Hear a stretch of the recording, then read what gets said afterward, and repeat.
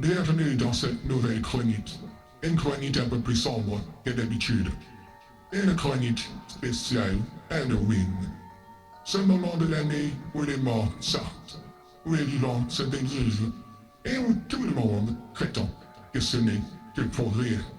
Aujourd'hui, on ne va pas juste se faire peur. On va plonger dans la démence, dans l'ombre du rite de Cthulhu, imaginé par un homme qui voyait le monde comme un cauchemar lucide. H.P. Lovecraft. Si vous pensez que les monstres les plus effrayants se cachaient dans les cimetières, détrompez-vous. Et les plus dangereux dorment sous la mer. Et ils attendent. Bonjour et bienvenue dans l'univers humide, inquiétant et délicieusement désespérant de H.P. Lovecraft. Aujourd'hui, on plonge tête la première dans le mythe de Cthulhu. Une œuvre où les dieux dorment, les humains tremblent et où même la folie a un petit goût d'iode. On oublie les monstres de cinéma, ici on parle de terreur cosmique, d'entités si anciennes qu'elles te jugent sans même te regarder, et de tentacules qui ne demandent qu'à te serrer affectueusement. Au programme, un soupçon d'occulte, une pincée de démence et une grande loupe d'humour noir pour fêter Halloween. Car après tout, quoi de mieux pour célébrer les morts que d'éveiller un dieu endormi sous l'océan? On dit que certaines histoires ne devraient jamais être racontées. Et pourtant me voilà à vous parler d'une créature qui dort depuis des millénaires sous les flots, attendant le bon moment pour se réveiller. Oui, je sais, ça ressemble un peu à moi un lundi matin. Mais là, on parle de Cthulhu. Un joyeux mélange entre un calamar géant, un dieu ancien et un cauchemar sponsorisé par la folie humaine. Lovecraft, lui, ne voulait pas créer un simple monstre. Il a inventé un univers où les humains ne sont rien. Ils sont même moins que rien. Ce sont des petites créatures pathétiques, perdues dans un cosmos qui se moque totalement de leur existence.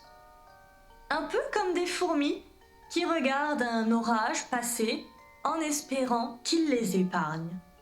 Mais le plus terrifiant, ce n'est pas le monstre, c'est ce qu'il représente, l'indifférence de l'univers. Parce que dans le mythe de Cthulhu, la peur ne vient pas du sang, ni des cris, elle vient du silence. De cette idée que l'humanité n'est un accident. Une poussière qui s'agite avant de sombrer à nouveau dans le néant. Mais rassurez-vous, Lovecraft, il n'était pas dépressif, il était juste réaliste. Ces histoires ne se contentent pas de faire peur, elles t'envoient dans un vertige mental où la logique se dissout, la raison s'effrite et chaque découverte t'approche un peu plus de la folie. Dans cet univers, la curiosité n'est pas une qualité, c'est une punition. Car celui qui cherche la vérité finit toujours par la trouver et regrette aussitôt de l'avoir vue. Et pourtant, on adore ça. On aime frissonner, se dire « et si c'était vrai ?» avant de refermer le livre et de vérifier que rien ne grouille sous le lit. Parce qu'au fond, ce mythe, c'est aussi un miroir, celui de notre peur du vide, de notre besoin de croire que quelque chose, quelque part, nous observe. Même si ce quelque chose a des tentacules et un agenda apocalyptique.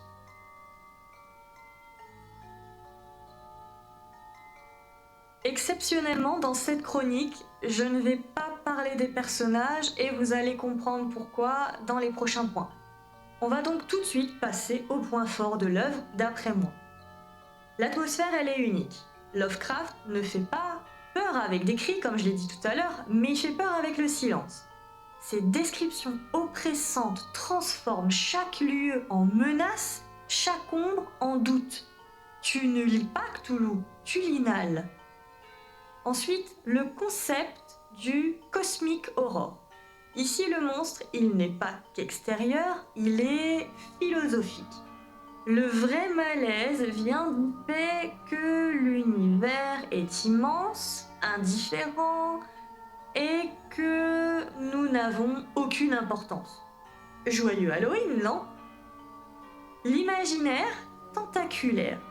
Entre les dieux endormis, les cultes obscurs et les cités englouties, l'univers de Lovecraft est un puits sans fond d'inspiration.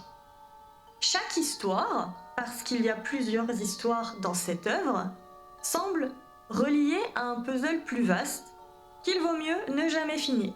Et c'est par rapport à ce point-là que du coup je ne peux pas faire de description de personnage, parce que il y a plein d'histoires qui ne reprennent jamais les mêmes personnages. Donc on n'a pas de personnages principaux. Et pour finir, l'héritage culturel. Lovecraft a enfanté tout un pan de la culture pop, de Alien à Bloodborne, du cinéma d'horreur aux jeux vidéo. Tout le monde a un peu puisé dans son cauchemar marin. Comme quoi, la démence, ça se partage, comme les bonbons.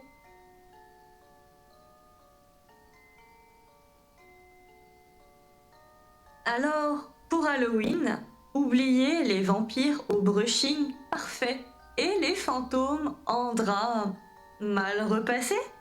Ce soir, on célèbre la folie, le chaos et le grand sommeil marin. Un sommeil qu'il vaut peut-être mieux ne jamais troubler. Cthulhu dort pour l'instant. Et quand il se réveillera, ce sera peut-être pour te demander. Alors, tu t'es abonné? C'était Poca, votre guide vers les ténèbres littéraires. Si vous aimez les livres qui sentent le vieux grimoire, la peur cosmique, abonnez-vous, partagez et préparez votre offrande de poule pour la prochaine fois. La prochaine fois, on attaquera Les Bien-Aimés de Anne Napolitano. À bientôt et joyeuse fête d'Halloween. Abonne-toi.